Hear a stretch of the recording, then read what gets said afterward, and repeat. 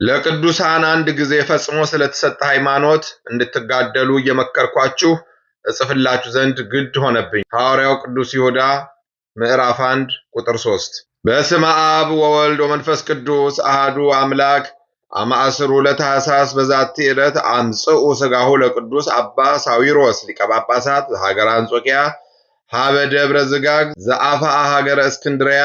አንድ አምላክ በሚሆን በአብ በወልድ በመንፈስ ቅዱስ ስም ታኅሳስ 10 በዚች ቀን የአንጾኪያ ሀገር ሊቀ ጳጳሳት የነበረ የቅዱስ አባ ሳዊሮስን ሥጋ ከእስክንድርያ ውጭ ወደ ሆነች ደብረ ዝጋግ ገዳም አመጡ።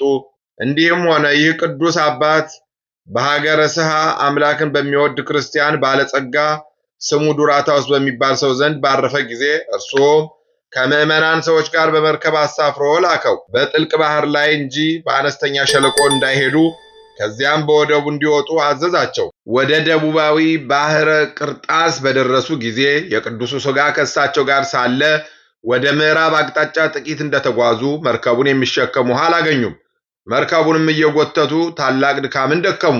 መርከባቸውንም ወደ ኋላ ይመልሱ ዘንድ አሰቡ፣ ግን አልተቻላቸውም። ፈጽሞ አዘኑ፣ ደነገጡም። ዕውቀታቸውም ተሰወራቸው። ሰውን የሚወድ እግዚአብሔር የእስራኤልን ልጆች ከጠላቶቻቸው ፊት ሰውሮ በኤርትራ ባህር ውስጥ መንገድ ገልጦ ያሳለፋቸው እርሱ የቅዱስ ሳዊሮስንም ሥጋ መለካውያን ከሆኑ ከከሃዲያን ሰዎች ሰወረ። እነርሱም በሕይወት ሳሉ ይጠሉት ነበርና፣ እንዲሁም ከሞተ በኋላ ቃሉን እንደ ሰይፍ የሚቆራርጣቸው ሆነ። ከዚህም በኋላ እግዚአብሔር ከተአምራቱ ገለጠ። ይህችን መርከብ ወደሚወጡበትም ወደብ እስከምትደርስ በጥቂት ውሃ ላይ 7 ምዕራፍ ያህል እንድትጓዝ አደረጋት። ያ ባለጸጋ ዱራታውስ በሰራለት ቦታ ውስጥ አኖሩት። በግብፅም አገር ታላቅ ደስታ ሆነ። ይልቁንም በእስክንድር ከተማ እግዚአብሔርም ታላላቅ የሆኑ ድንቆችን ተአምራቶችን ገለጠ። በሕይወቱ ሳለ ከጥርሶቹ የወደቀች አንዲት ነበረች።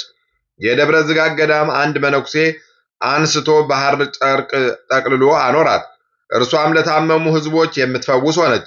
እነርሱም ወደ እስክንድርያ ሀገር ያመጧትና በበሽተኞችም ላይ ያኖራታል፣ እነርሱም ይድናሉ። እግዚአብሔርም ቅዱስ ሳዊሮስን በሕይወቱ ካለበት ጊዜ ይልቅ ከሞተ በኋላ እጅግ ከፍ ከፍ አደረገው። ለእግዚአብሔር ምስጋና ይሁን፣ እኛንም በዚህ አባት ጸሎት ይማረን፣ በረከቱም ከኛ ጋር ትኖር ለዘላለሙ አሜን። በዚች ቀን ቅዱስ አባት የእስክንድርያ ሊቀ ጳጳሳት ታውፋኒዎስ አረፈ።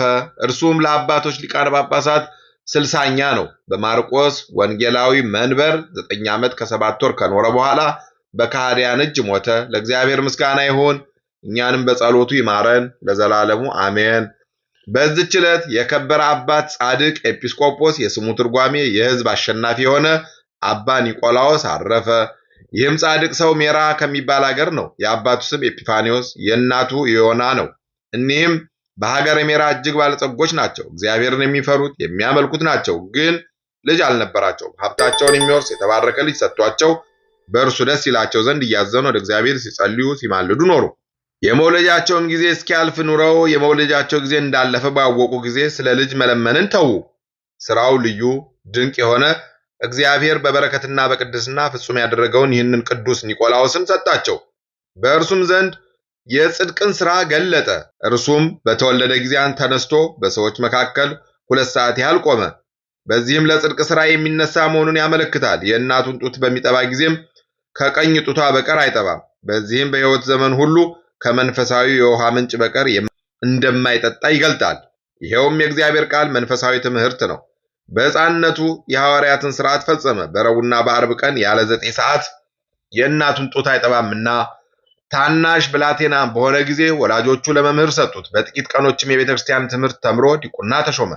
መንፈሳዊ ሥራንም በየቀኑ የሚጨምር ሆነ። የአባቱ የወንድም ልጅ አበምኔት በሆነበት በአንድ ገዳም መነኮሰ። ከሰው ማንም እንደ እርሱ ሊሰራው የማይችለውን ጽኑ ገድል ተጋደለ።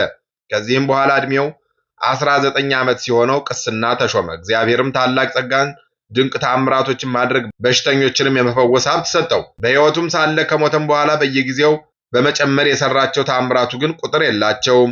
በሕይወቱ ሳለ ከሰራው ትሩፋቱ ጥቂት እንናገራለን። ይህም እንዲህ ነው።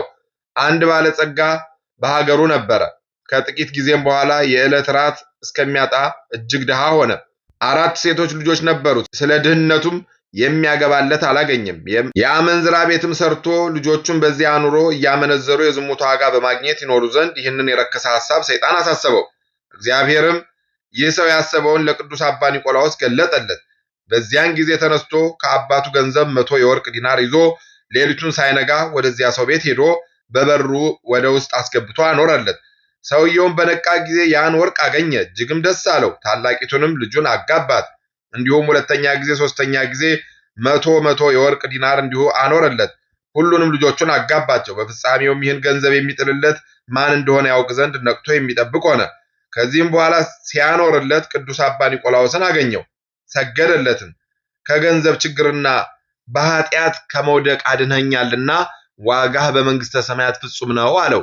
ከዚህም በኋላ ከሰዎች ላይና ሰዎችን ለማሳት የሚያድሩባቸው ዛፎች ውስጥ ሰይጣናትን አባረራቸው፣ በሽተኞችንም አዳናቸው። ዳግመኛም በጥቂት እንጀራ ላይ ባርኮ ብዙ ሕዝቦችን ከዚያም እንጀራ አጠገበ። እጅግ ብዙ የሆነ ትራፊንም አነሱ።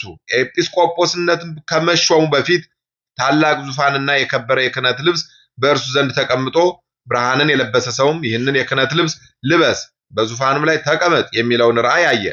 ሁለተኛም በሌላ ቀን ለክብር ባለቤት እናቱ የሆነች እመቤታችን ቅድስት ድንግል ማርያም የክህነት ልብስን ስትሰጠው ክብር ይግባውና ጌታችን ኢየሱስ ክርስቶስም ወንጌልን ሲሰጠው አየ። የሀገረ ሜራ ኤጲስቆጶስን ባረፈ ጊዜ ለሮሜ ሊቀ ጳጳሳት መልአክ በራእይ ተገልጾ ስለ አባ ኒቆላዎስ ነገረው። ስሙንና የመልኩን አምሳያ አስረዳው። በነቃም ጊዜ ያየውን ለኤጲስቆጶሳቱ ነገራቸው። እነርሱም በሰሙ ጊዜ ራእዩ እውነት እንደሆነ ሁሉም አመኑ። ቅዱስ ኒቆላዎስንም ወስደው በሀገረ ሜራ ላይ ኤጲስቆጶስነት ሾሙት። ዲዮቅልጥያኖስም ሲነግስ ክዶ ጣዖታትን ባመለከ ጊዜ ሰዎችን ሁሉ ጣዖታትን እንዲያመልኩ አዘዛቸው። ይህ አባት ኒቆላዎስ ግን ሕዝቡን የሚያስተምራቸውና በቀናች ሃይማኖት የሚያጸናቸው ሆነ።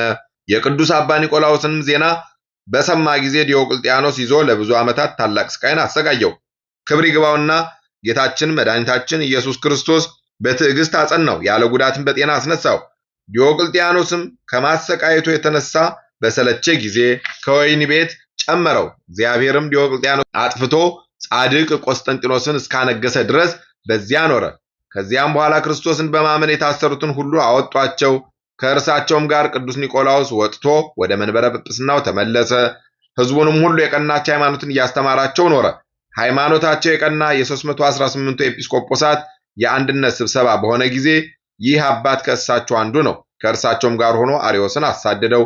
የቤተ ክርስቲያንም ሥርዓት ሠራ። ከዚህም በኋላ የአማረ ተጋድሎውን በፈጸመ ጊዜ እግዚአብሔርንም አገልግሎ በመንበረ ጵጵስናው ከ40 ዓመት የሚበዛ ከኖረ በኋላ በሰላም አረፈ። ለእግዚአብሔር ምስጋና ይሁን። በዚህ አባት ጸሎት ይማረን፣ በረከቱም ትደርብን ለዘላለሙ አሜን። በዚች ቀን ቅዱሳን ተላስስና አልዓዛር በሰማዕትነት አረፉ።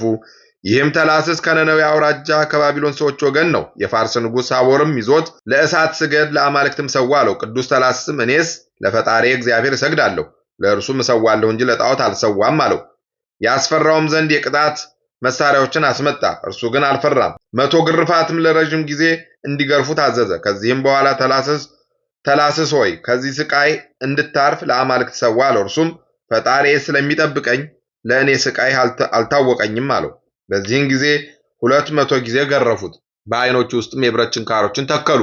መናገርም እስከሚሳነው በነሐስ መክደኛ ሸፍነው ደበደቡት። ራሱንም በሰይፍ ቆረጡት። ከዚህም በኋላ አልዓዛርን አቀረቡት። ንጉሥ ሳቦርም ለአማልክት ሰዋ አለው። ለረከሱ አማልክቶችም መሰዋት እምቢ ባለ ጊዜ ወዲያውኑ ወደ እሳት ወረወረው። የአማረ ምስክርነቱንም ፈጸመ። ለእግዚአብሔር ምስጋና ይሁን። እኛንም በሰማዕታት ጸሎት ይማረን፣ በረከታቸውም ከኛ ጋር ትኖር ለዘላለሙ አሜን። በዚህች ዕለት ከቁስጥንጥንያ ሀገር ለከበሩ ሰዎች ልጅ የሆነች ቅድስት ሱርስት አረፈች። ይህች ቅድስት ለአንድ ለከበረ ሰው ልጅ ታጨች። ይህንንም በሰማች ጊዜ አባቷ እንዲህ አለችው፣ አስቀድሜ ወደ ቤተ መቅደስ ሂጄ እሰግድ ዘንድ ፍቀድልኝ።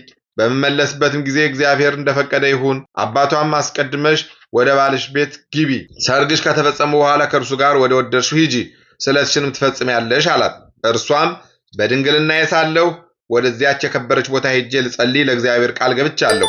ቃሌን በዋሽ በእኔ ላይ የእግዚአብሔር ይቆጣል አለችው። ከዚህ በኋላ አባቷ ከሚያገለግሏት ወንዶች ሴቶች አሽከሮች ጋር አሰናበታት። ለምጽዋትም የምትሰጠው 300 ያህል የወርቅ ዲናር ሰጣት። ወደዚያም በደረሰች ጊዜ በከበሩ ቦታዎች ሁሉ ዞረች። ወደ ግብፃውያን ገዳም በደረሰች ጊዜ አንድ አረጋዊ መነኮስ ማቅ ለብሶ አገኘችው። የልቧን ሁሉ ሐሳብ ነገረችው። እርሱም የእግዚአብሔር ፈቃድ ይሆን አላት። ከዚህም በኋላ ወደ ሀገራቸው ተመልሰው ሊሄዱ በተዘጋጁ ጊዜ ወደ ስውር ቦታ ገብታ ለወላጆቿ እኔ ሰውነቴን ለእግዚአብሔር አቅርቤያለሁ አታገኙኝምና አትፈልጉኝ ብላ ደብዳቤ ጻፈች። ደብዳቤውንም በልብሷ አስራ ከዕቃው ውስጥ አኖረችው። ከእሳቸውም ጋር የምትሄድ መስላቸው ሰዎችም ዕቃ ጭነው በቀደሟት ጊዜ ከእርሷ ጋር ያለውን አገልጋይ እኔ ወደ ጎልጎታ ገብቼ ልጸልይሻለሁ አለችው። እርሱም እነሆ ሰዎቻችን ቀድመውናል፣ ብቻሽን እንዴት ትሄጃለሽ አላት። እርሷም አንተ ምን አግዶህ ብቻዬን ሄጄ እመለሳለሁ አለችው። ከዚህ በኋላ ሴት አገልጋዩን ይዛ ወደ ጎልጎታ ገባችና አገልጋዩን ከኔ ራቅ በይ አለቻት። በዚያን ጊዜ ተሰወረቻት። ወደዚያ ሽማግሌ መነኩሴም ደርሳ ከእግሩ በታች ሰገደችለት። ለድሆችም እንዲያከፋፍለው ያንን 300 የወርቅ ዲናር ሰጠችው። ዳግመኛም ያመነኩሳት ዘንድ ለመነችው። እርሱም ራሷን ላጭቶ የምንኩስና ልብስን አለበሳት። ይኸውም የማቅ ነው። በላዩም ጸለየላት። እግዚአብሔርም ወደ መራት ትሄድ ዘንድ ፈቀደላት። እርሷም ሄዳ ወደ አንዲት ዋሻ ውስጥ ገባች። እርሷም የ12 ዓመት ብላቴና ስትሆን የሰው ፊት ሳታይ በዚያ ዋሻ ውስጥ 27 ዓመታት ኖረች። ቃህራ ከሚባል አገር በገድል ሥራ የሚኖር ሲላስ የሚባል መነኮስ ነበረ። ለእርሱም መጻተኛ ገዳማዊ በቀልሞን ዋሻ ውስጥ የሚኖር ወዳጅ አለው። በየጊዜው ጥቂት ምግብ በመያዝ በመጎብኘት ከእርሱ በረከትን ይቀበላል። ፋሲካም በደረሰ ጊዜ ጥቂት እንጀራ ይዞ እንደ ልማዱ ሄዶ ፈለገው፣ ግን አላገኘውም። በመፈለግም ደከመ። ተራራዎችን፣ ኮረብታዎችን ዞረ። ከዚያ በኋላ የሰው እርግጫ ዱካ አግኝቶ ተከተለው። ታናሽ መግቢያም አገኘና የእግዚአብሔር ቅዱስ ሆይ ባርከኝ አለ። የሚመልስለትን ባጣ ጊዜ ወደ ውስጥ ገባ። በስውር የተቀመጠ መነኩሴ አገኘ፣ ሰገደ። ሌላውም ሰገደ፣ እንዲጸልይለትም ለመነ። አንተ ካህን ነህና ለእኔ ልትጸልይልኝ ለአንተ ይገባል አለው። ሲላስም ሰምቶ ምስጢርን እንዴት አወቀ ብሎ ደነገጠ። በዚህም በአንድነት ጸለዩና ተቀመጡ። ሲላስም ሴት ናት ሲሆን ወይ ጃንደረባ እንጃ ብሎ በልቡ አሰበ። እርሷም ስራዋን ሁሉ ገለጠችለት፣ ምግብም አቀረበላት፣ ግን አልበላችም። ወዲያውኑ አረፈች። ከዚህም ዋሻ ውስጥ ቀበራት። ገድሏንም ጻፈ። ለእግዚአብሔር ምስጋና ይሁን። በዚች ቅድስት ጸሎት ይማረን፣ በረከቷም ከኛ ጋር ትኖር ለዘላለሙ አሜን። በዚች ቀን ዳግመኛ ከታናሽነቱ ጀምሮ ጃንደረባ የሆነ አባ ጠዋሽ አረፈ። እርሱም በአንድ ገዳም ውስጥ መንኩሶ እየተጋደለ ብዙ ዘመናት ኖረ። በአንዲት ዕለትም ወደ እስክንድርያ ሲጓዝ በጎዳናው የምታለቅስ ሴት አገኘ። በጠየቃት ጊዜ እኔ አይሁዳዊት ነኝ፣ ክርስቲያን ሆን ዘንድ ሻ ነበር አለችው። እርሱም ነፍሱን ሊጠቅማት ሽቶ ቢተዋት በእግዚአብሔር ዘንድ በደል እንዳይሆንበት ከእርሱ ጋር ወስዶ የክርስትና ጥምቀትን አጠመቃት። ከእርሷም ጋር በየገበያውና በየቦታው ሁሉ በመዞር ይመጸውት ጀመረ። የእስክንድርያ መነኮሳትም ተሰነካከሉበት፣ ሚስት እንደሆነች አስበዋልና ወደ ሊቀ ጳጳሳት አባ ዮሐንስ መሐሪ ዘንድ ይዘው አቀረቡትና ይህች ሴት ከዚህ መነኩሴ ጋር መነኮሳትን እንሆ አሳፈሩ አሉት። እርሱም አለያይተው እንዲያስሯቸው አዘዘ። በዚያችም ሌሊት አባ ዮሐንስ በሕልሙ ያ መነኩሴ የቆሰለ ጀርባውን እያሳየ ያለ በደሌ ለምን አቆሰልከኝ ሲለው አየ። አባ ዮሐንስም በነቃ ጊዜ ያንን መነኩሴ ያመጡት ዘንድ አዘዘ።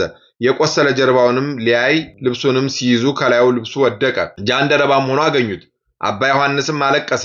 ያመጡትና የደበደቡትን ከማዕረጋቸው ሽሮ 3 ዓመት ያህል ቅዱስ ቁርባንን ከመቀበል ከለከላቸው። 100 ዲናርንም ሊሰጠው ወደደ። እርሱ ግን መውሰድ አልፈለገም። ወደ በዓቱ ሄዶ እየተጋደለ ኖረ። ከዚህም በኋላ በዚህች ዕለት አረፈ።